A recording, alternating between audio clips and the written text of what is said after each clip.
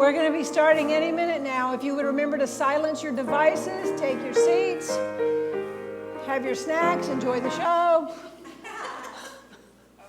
It's good to see all of you this morning.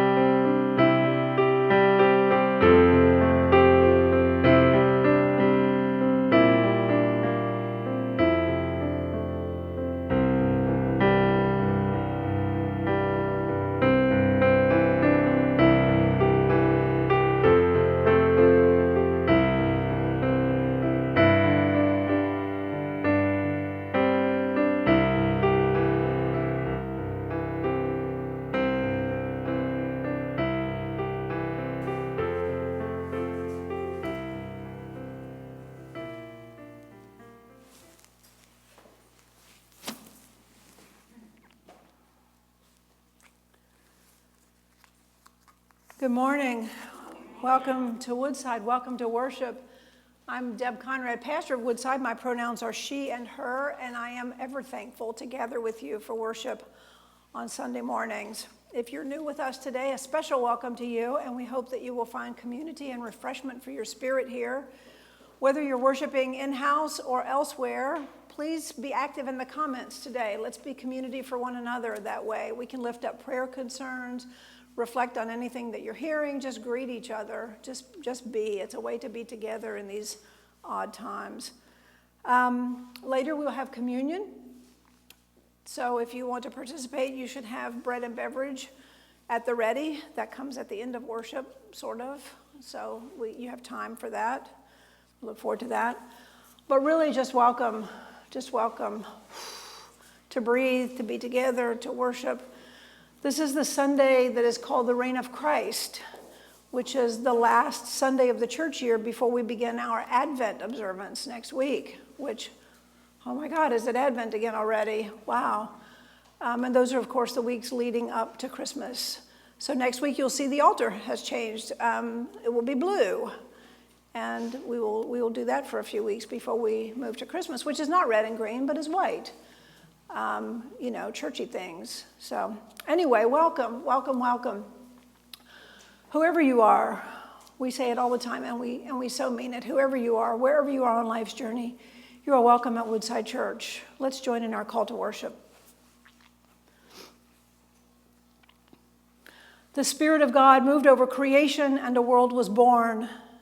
As the same Spirit moves in this congregation, we too expect to be born into new ways of being, new ways of seeing the world. In our worship, in our daily lives, the Spirit moves and we are created. Let's pray. Cosmic Creator, Divine Designer, you call to us and we gather to worship. Pour your Spirit on us, the Spirit of imagination, of passion, of outrage, of hope. Let us be your tireless, committed people, determined to show forth in our own lives what is possible. And when we are too tired, let us be your Spirit-led community, holding one another and carrying each other's burdens, dreaming together of what may yet be. Let this hour of worship replenish us and draw us close to you. Receive our worship, receive our love. Amen. Good morning, everyone. I invite you to sing. As we worship, sing in today, the words are before us on the screen.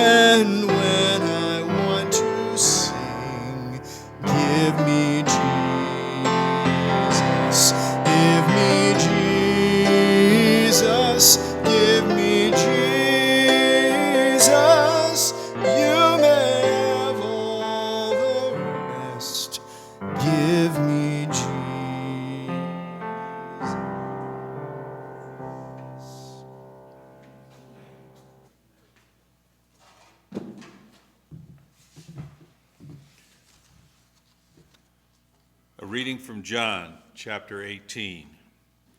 So Pilate re-entered the praetorium and summoned Jesus. "Are you the king of the Jews?" asked Pilate. Jesus answered, "Do you say this of your own accord, or have others told you about me?" Pilate replied, "Am I Jewish? It is your own people and the chief priests who hand you over to me. What have you done?" Jesus answered, "My realm is not of this world. If it belonged to this world, my people would have fought to keep me out of the hands of the temple authorities. No, my realm is not of this world." Pilate said, So you're a king?" Jesus replied, "You say I'm a king. I was born and came into this world for one purpose, to bear witness to the truth. Everyone who seeks the truth hears my voice." This ends the reading.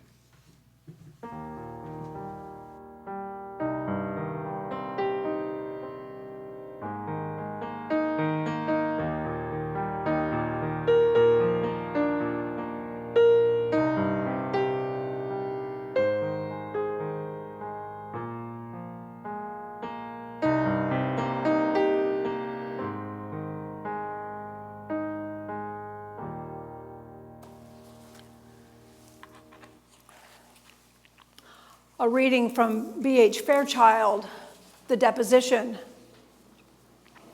Dust storm, we thought, a brown swarm plugging the lungs, or a locust cloud, but this was a collapse, a slow sinking to deeper brown, and deeper still, like the sky seen from inside a well as we're lowered down, in the air twisting and tearing at itself.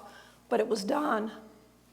And the body hung there like a butchered thing, naked and alone, in a sudden hush among the ravaged air. The ankles first, slender, blood-caked, pale in the sullen dark, legs broken below the knees, blue bruises smoldering to black. And the spikes. We tugged iron from human flesh that dangled like limbs not fully hacked from trees. Nudged the crossbeam from side to side until the sign that mocked him broke loose. It took all three of us. We shouldered the body to the ground, yanked nails from wrists more delicate, it seemed, than a young girl's, but now swollen, gnarled, black as burnt twigs. The body, so heavy for such a small man, was a knot of muscle, a batch of cuts and scratches from the scourging, and down the right side, a clotted line of blood. The sour pasca clogging his ragged beard. The eyes exploded to a stare that shot through all of us and still speaks in my dreams. I know who you are. So we began to wash the body, wrenching the arms, now stiff and twisted, to his sides, unbending the ruined legs and sponging off the dirt of the city. Sweat, urine, shit, all the body gives. Washing from the body, laying it out straight on a sheet of linen rank with perfume so that we could cradle it, haul it to the tomb. The wind shouted. The foul air thickened. I reached over to close the eyes. I know who you are. This ends the reading.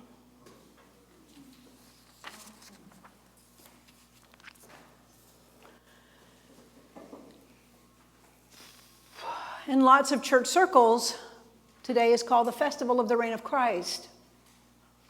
Today we're supposed to ponder what it means to live in the reign of Christ, to live into the image of Christ in our world. And I hear this Fairchild thing in my head. The body hung there like a butchered thing, naked and alone in a sudden hush among the ravaged air. Stiff and twisted arms, ruined legs, soaked in sweat, urine and shit, a knot of muscle, a batch of cuts, eyes exploding to a stare. Have we gone round the bend? What kind of reading is this for any worship day that isn't Good Friday, which at least we have the convenience of avoiding as it so seldom falls on Sunday? It is this day that we are compelled to ponder the image of Christ, which is inseparable from the life of Jesus. So here we are. It was Friday, as John and the other Gospels tell the story. Jesus was arrested on a Thursday evening, whipped, provoked, persecuted, and interrogated into the night.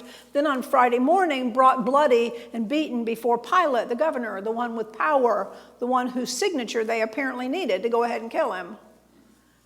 I guess they could have stoned him. The law gave them that right. But they couldn't crucify him without Rome's blessing, and crucifixion is what they really wanted, the humiliating execution of a problem. Jesus was a problem. So our story today is a look at the criminal justice system of Judea, a small segment of Jesus' trial before Pilate, much of which is only in the Gospel of John, not in Matthew or Mark or Luke, so almost certainly invented by the author of this John Gospel. And that matters, as we have seen with almost every Bible text, because it reminds us that writers have agenda, overarching concerns, communities they have to live in. So on the one hand, there is the reading of the story as it was written, and on the other, there is the reading to understand why the story was written the way it was. What was John trying to do? Pilate, according to the non-religious sources of the time, Pilate was a brute, a bully, not one to compromise. But here in this story, he entertains Jesus' questions, seems to engage with him, and gives Jesus just enough room to turn the tables and put truth itself on trial. So again, this is likely not the way it happened, but John was writing for a reason. What was it? Decades after Jesus' death, 5 or 6 decades after Jesus' death, was John's community trying to get along with Rome, willing to tell the stories in a way that threw the religious leaders of Jesus' day under the bus instead of the state authorities? It seems that way. The way John tells it, there's no appearance before Herod, as in the other Gospels, which would certainly make Jesus Christ Superstar a little less colorful. By the time of John's writing, Herod was long dead, so there was maybe nothing to be gained by including him. On the other hand, there was nothing to be lost by blaming him, so I don't know. But Pilate is central to John's story of Jesus. And John tells the whole thing in a way that shows Jesus getting kind of dodgy with him. Jesus seems unfazed by this hearing before Pilate. Or he just has no energy left to care for anything at all. But scholars want to make something of it, and they describe Jesus being more or less in control of his own trial and the events that followed. They say John's community needed to believe, perhaps more than anyone, for some reason, needed to believe that Jesus went to his death willingly, aware, control of his fate. If Jesus were anyone else, anyone who wasn't thought by a lot of folks to be God, we might think the bravado was just for show.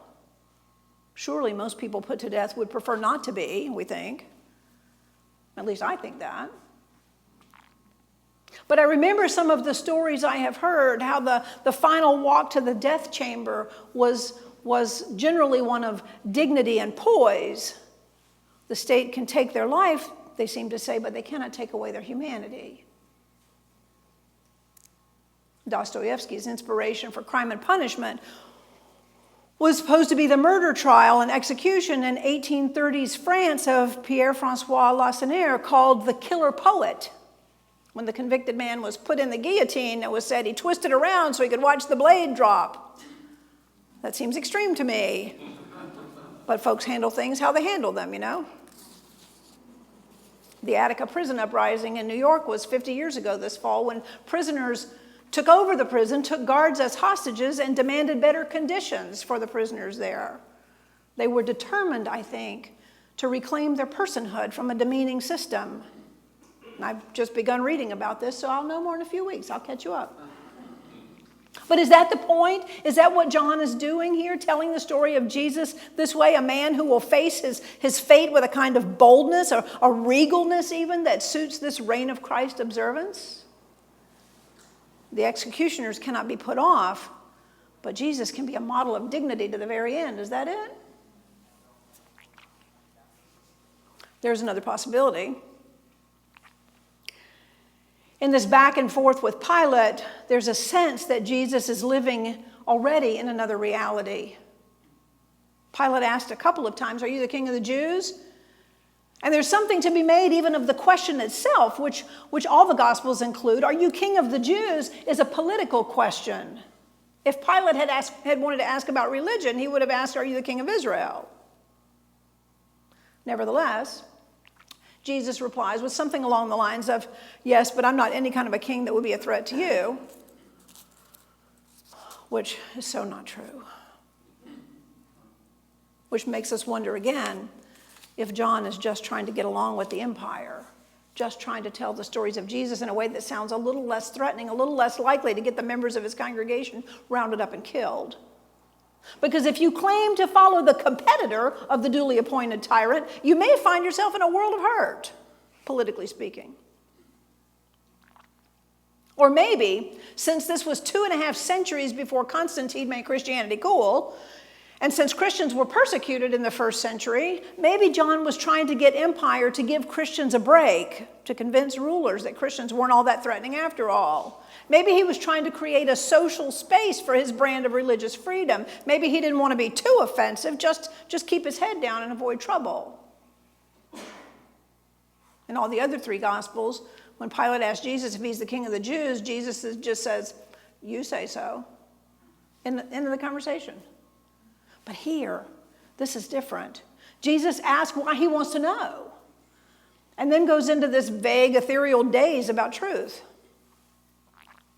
Whatever it is, John's doing something. He seems to be working to make Jesus sound religious instead of political, which is precisely what tyrants and empires prefer. It is really hard to say what's happening here. I had half a dozen sources spread out on my desk yesterday and could hardly make them agree with each other about this gospel, so different from the other three. So maybe John really is simply the gospel for mystics and potheads. There is a sense, if you read this, different from Matthew, Mark, and Luke, a sense that Jesus has turned the tables and now empire itself is on trial. And maybe that was John's purpose all along. And that's as good a place as any for us to break into this story and let it speak to us. Empire is on trial. You know all the directions this could go right now.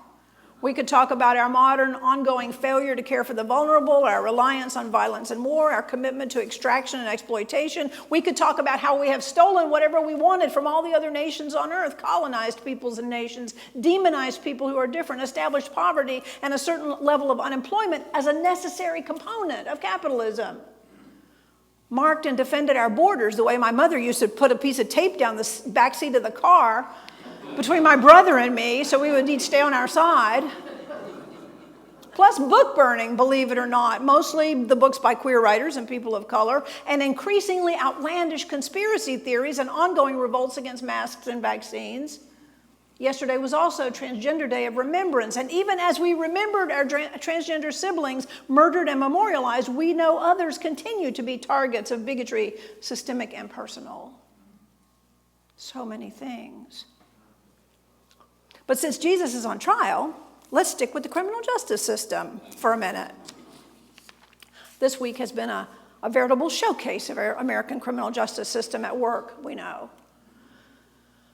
Among other things, Kyle Rittenhouse was acquitted for murder of 2 men and assault of another. He crossed the state lines with an assault rifle. When peaceful protesters looked at him funny, he killed them in self-defense, he said, and the jury believed him.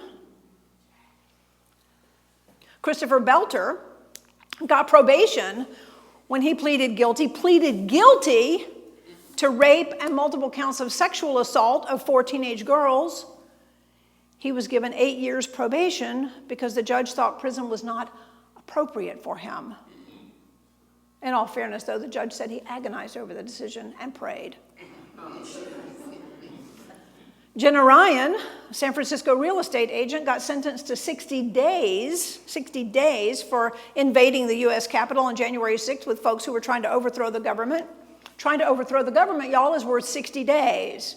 She said she's expecting to have time to do yoga while she's in prison and maybe write a book. She said, it's federal prison, so it's not like the penitentiary. No, Ms. Ryan, it is exactly the penitentiary. But also in the news this week, the city of Aurora, Colorado, agreed to pay $15 million to the family of Elijah McClain, a young autistic black man killed by police and paramedics, though he was guilty of nothing, just trying to follow their instructions and get home safely.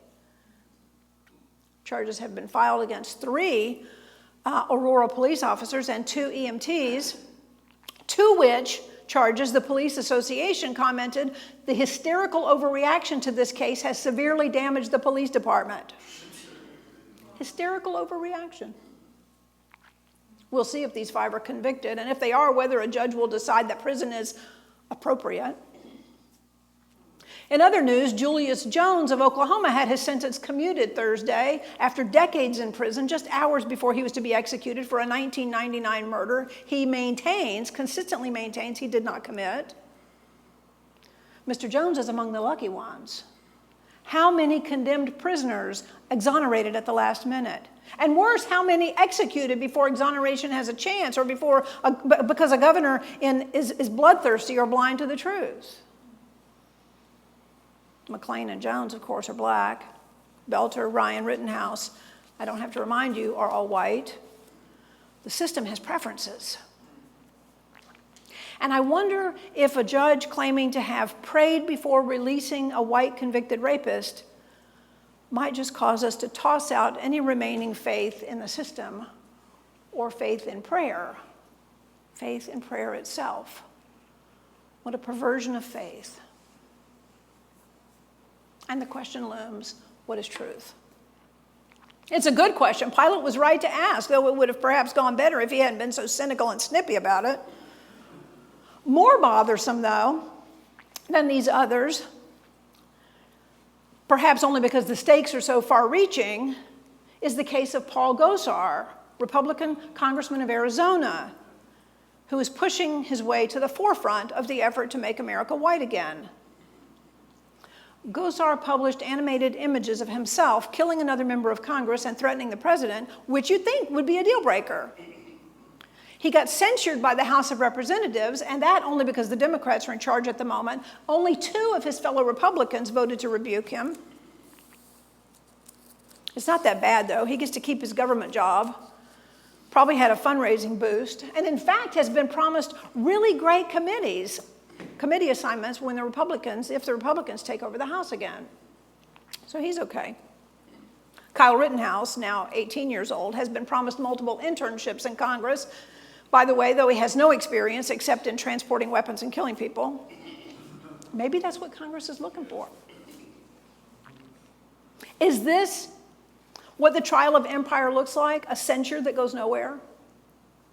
People who try to change the system shot down and the shooters becoming folk heroes of the far right?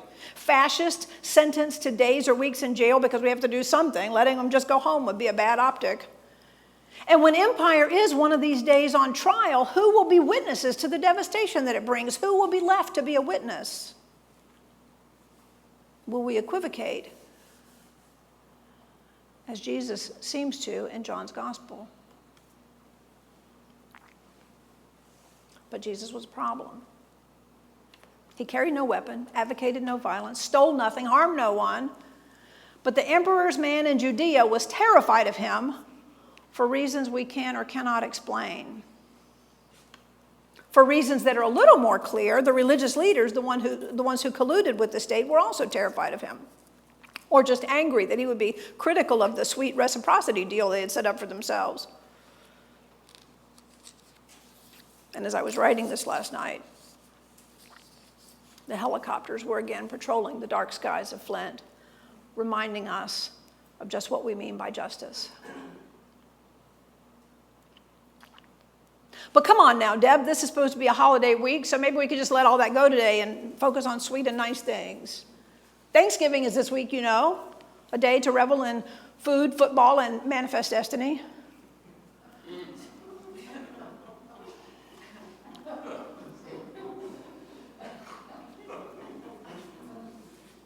But this is also the reign of Christ Sunday, when we are beckoned again to another vision of justice altogether. We are assigned, especially today, to imagine what it means to be bearers of the image of Christ. We are supposed to be bearers of the image of Christ, which means, among other things, manifest destiny has to go. Can we see that this world is hostile to those who bear the image of Christ? The outsiders who criticize, the ones who object, the ones who imagine there's something better? The world has no place for that. The body, so heavy for such a small man, was a knot of muscle, a batch of cuts and scrapes from the scourging, and down the right side, a clotted line of blood. The sour Pascha, which is the cheap wine of the lower classes, sort of like MD 2020, the sour Pascha clogging his ragged beard. The eyes exploded to a stare that shot through all of us and still speaks in my dreams. I know who you are. I know who you are. We also know who we are, bearers of the image of Christ, the battered and bloody prisoner about to be executed.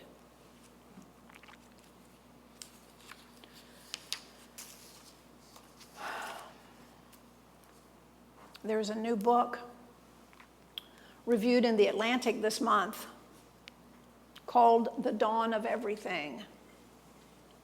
Written by a pair of anthropologists, the book suggests that everything we think we know about how civilization began is wrong. Everything we think we know is wrong. Europeans, they say, white people, rather than bringing industry and progress everywhere they went, as we are often wont to believe, arrived in the arc of human history relatively late, in fact, just in time to take credit for everything. Like this, the reviewer wrote, "The authors persuasively argue that indigenous ideas carried back and publicized in Europe went on to inspire the Enlightenment. The ideas of freedom, equality, and democracy, they note, had theretofore been all but absent from the Western philosophical tradition." They go further, making the case that the conventional account of human history as saga of material progress was developed in reaction to the indigenous critique in order to salvage the honor of the West. Man, we are really something. Steal, take credit, oppress, repeat. The authors ask, how did we get stuck in a world of war, greed, exploitation, and systemic indifference to other suffering? How did we get stuck in a world of war, greed, exploitation, and systemic indifference to other suffering? The title of the article, the title of the review is, "It Didn't Have to Be This Way."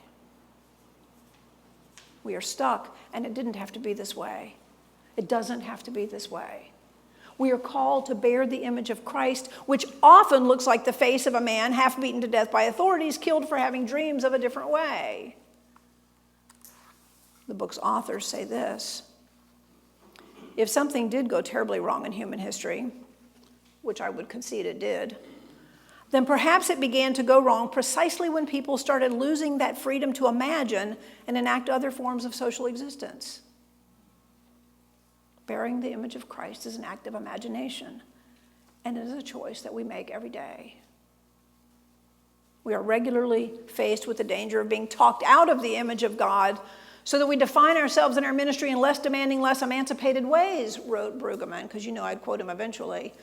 We throw in the towel because it's just too hard. Is that what John was doing?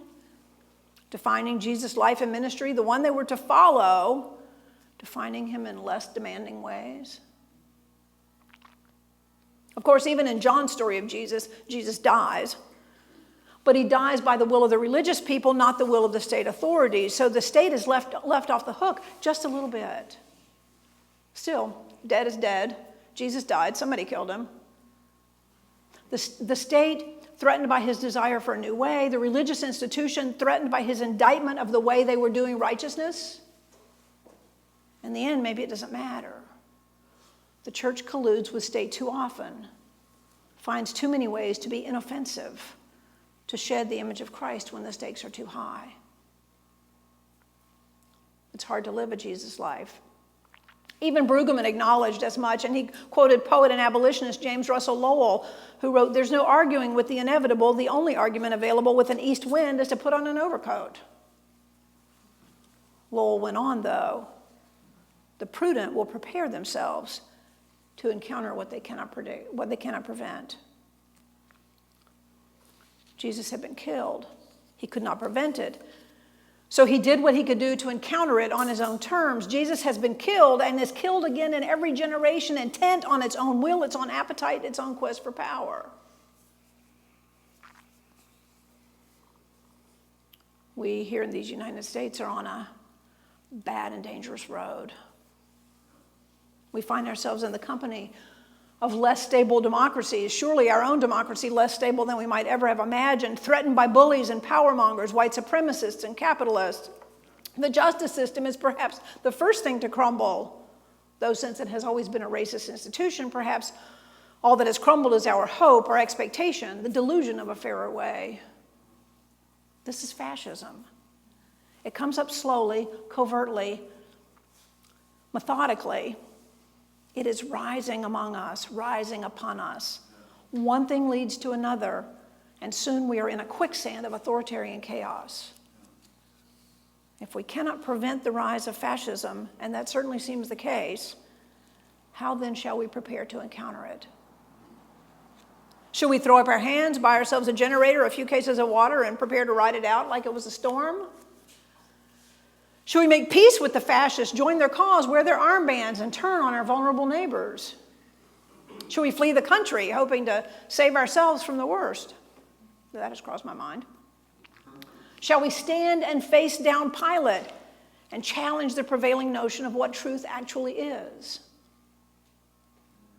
One thing leads to another.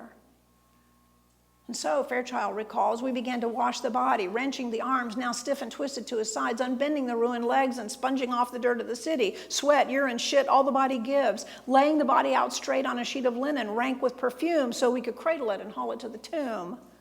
The wind shouted, the foul air thickened. I reached over to close the eyes. I know who you are. It didn't have to be this way, wrote the scholars. It doesn't have to be this way. We bear the image of Christ. We are created in the image of God. Each day we awake, we arise to a new spirit, a new energy, a new breath that blows through us. Each day, inevitably, one thing leads to another. It is the way of fascism. It is the way of resurrection, the way of a different vision. It is the reign of Christ, Jesus' way of social justice. Amen.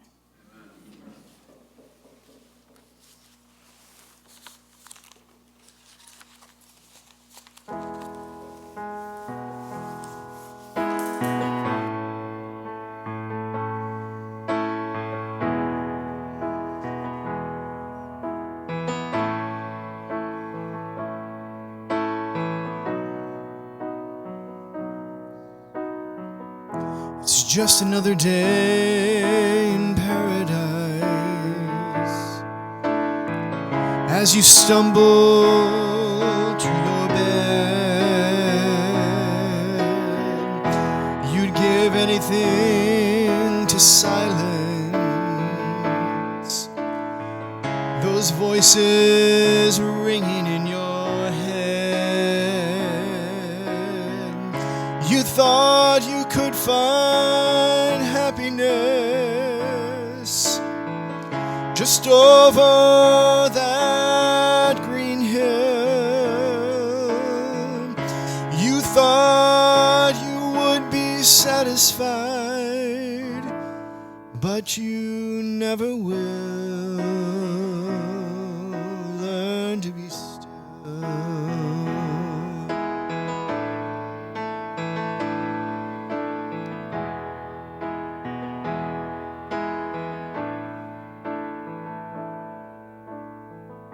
We are like sheep without a shepherd. We don't know how to be alone, so we wander around this desert, wind up following the wrong God's home. But the flock cries out for another, and they keep answering that bell. And one more starry-eyed Messiah meets a violent farewell. Learn to be still.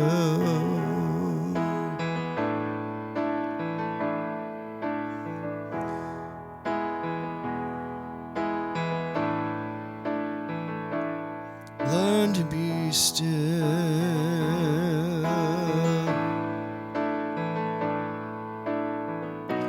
Now the flowers in your garden, they don't smell so sweet, so sweet.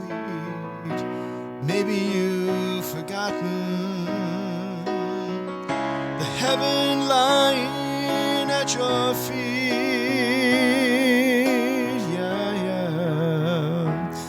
There's so many contradictions in all these messages we send. We keep asking, how do I get out of here? Where do I fit in? Though the world is torn and shaken, even if your heart is breaking, I'm waiting for you to awaken, and someday you will. You just keep on running, keep on running. You just keep on running, keep on running.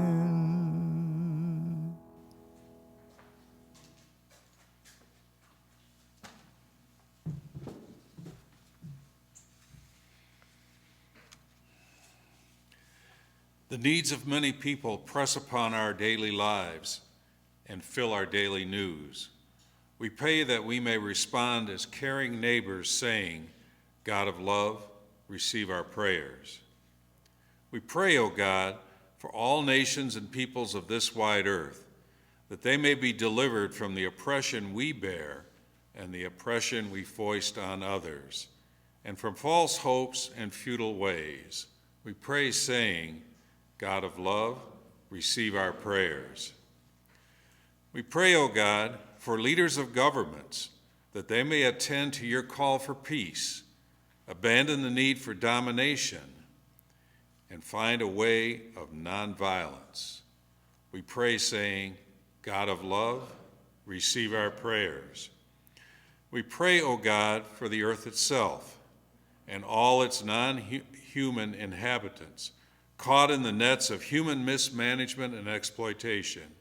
We pray, saying, God of love, receive our prayers. We pray, O God, for Flint as we discern our path into the future, facing down danger and despair on so many fronts, and insisting on a way of hope and well-being. We pray, saying, God of love, receive our prayers. We pray, O God, for all transgender people, and we honor the memory of all of the transgender lives that have been lost in acts of anti-transgender violence. We ask that we have an awareness of the bigotry and violence in our society, and that we promote inclusion in every aspect of our lives. We pray, saying, God of love, receive our prayers. We pray, O God, for all in any need, those known only to you and those we now name.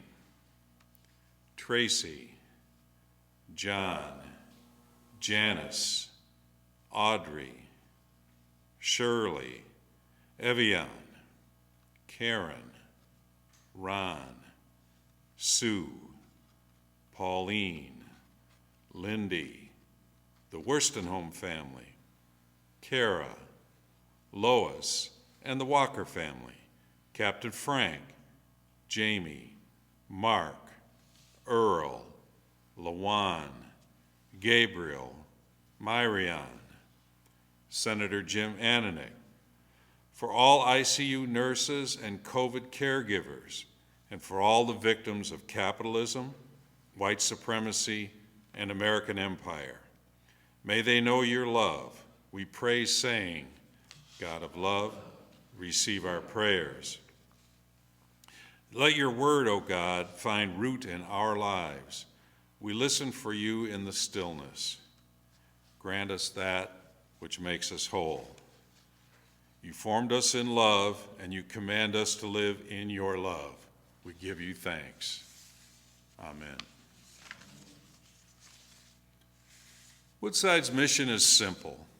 It's to be a progressive Christian community committed to nurturing freedom, honesty, and diversity, where members and friends live Jesus' way of social justice. We hope we're doing this well, even as we are growing and learning new ways. If this is a mission you can embrace, we invite and welcome your support. You can find a giving link on our website, www.woodsidechurch.net. Thank you for your care, for your partnership in making a just world.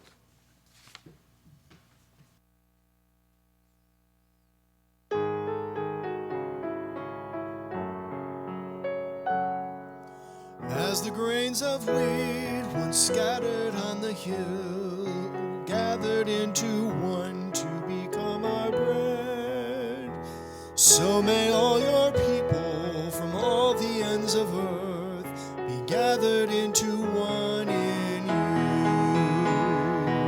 As this cup of blessing is scattered in the midst, may we share the presence of your love. As the grains of wheat once scattered on the hill were gathered into one to become our bread, so may all your people from all the ends of earth be gathered into one in you. Let this be a foretaste of all that is to come. All creation shares this feast with you. As the grains of wheat once scattered on the hill, gathered into one to become our bread, so may all your people from all the ends of earth be gathered into one in you. And now we've come to the time of a sacred meal. Our time is not unlike other times. There are people in the streets demanding to be heard, rebelling against a broken system, struggling under the weight of empire. It has been thus for our whole history as a nation, even when we didn't see it. And it was thus during the time of Jesus' life among his friends in Palestine. Oppression, defiance, disruption, refusal to meet the moment with the kind of homage the empire required. And just when it was about to hit fever pitch, just when the authorities had decided they couldn't take anymore, just when the dissident disciples had decided they couldn't take anymore, just when Jesus knew it was about to all boil over, he gathered with his friends for a meal. They laughed and talked and planned. They compared notes and ideas. They probably sang songs of resistance, maybe wrote the phone number of a lawyer somewhere on their bodies. And then, as the meal was ending, Jesus said, "Just one more bite, this time as a ritual for remembering. Just one more sip, this time as a ritual of remembering." He broke bread, poured wine, passed the plate and the cup, and said, "Do this.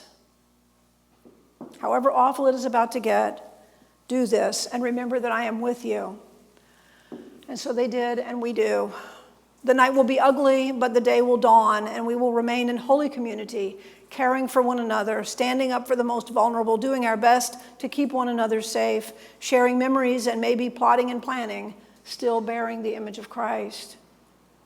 We will be community, just as Jesus said. And in this meal, in the eating and the drinking, there is love. Let's pray. God of revolution and grace, pour your Spirit on these gifts of bread and wine. Let them be for us strength for the way, light for the road, hope for a new day. And let us be exactly those things for your world in pain. Amen. The meal is ready. These are the gifts of God for the people of God.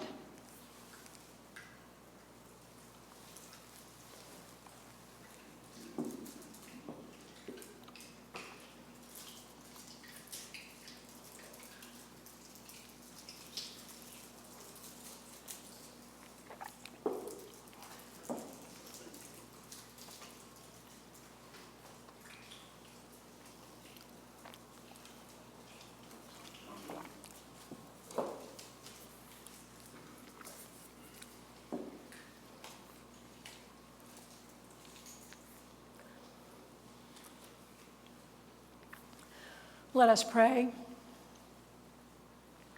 Now, O God, we give thanks for this meal and ask that you would bless us on our way, our bodies as the holy body of Jesus, our community as your community of grace. In your name we pray with thanksgiving. Amen. Amen. Thank you again for choosing Woodside today, for joining with us in whatever way you were able to be here. It is good to be the church together. I have just a couple of announcements for you, if I can remember what they are. We will have fellowship after worship today, so I encourage any of you who is available to join in for a little bit. We haven't seen each other's faces that way in a little while, so if you can, please do. If you're in the building and you want to join in, why, we can just all stand over each other's shoulders and look at the screen and see who else shows up. So that link will be showing up in the comments just about any minute now. This week, there's a holiday that you may remember, and I want to remind us to be thoughtful, to be mindful as we move through that day. As we've noted, the American Indians, the Native Americans, don't celebrate it. They observe a national day of mourning on Thursday, and we completely understand why, right? So we're trying to do that as well. We have prepared a short prayer service that will go live on Facebook on Wednesday evening at 7, probably 20, 25 minutes, I don't know, something like that. And it will help us honor the folks at whose cost Thanksgiving came to us. Whether that's sufficient, I don't know, but we're going to do it. So that's Wednesday at 7. I don't know if there's anything else I need to talk about. Joe, of course. We've got a few kids left for the Christmas gift program, so if you want to see me in the back, I'd be glad to match you up. If you're in the house, you can see Joe for one of these family information sheets about Christmas gifts. If you're not in the house, let us know, and we will somehow get that to you. If you are far away and shipping gifts to Woodside to be distributed makes no sense, you can send a gift to our discretionary fund, which is how we meet other needs of families as winter approaches and all manner of things rains down on their heads. Thank you, Joe. Anything else that we need to be reminded of this week? Our Thursday book group will not meet, although we talked about it a little bit.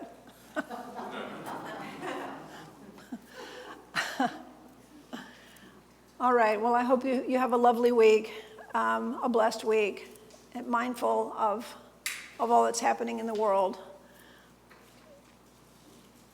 Let's join in our benediction. God bless us and keep us. God's face shine on us and be gracious to us. God look upon us with favor and give us peace. Amen.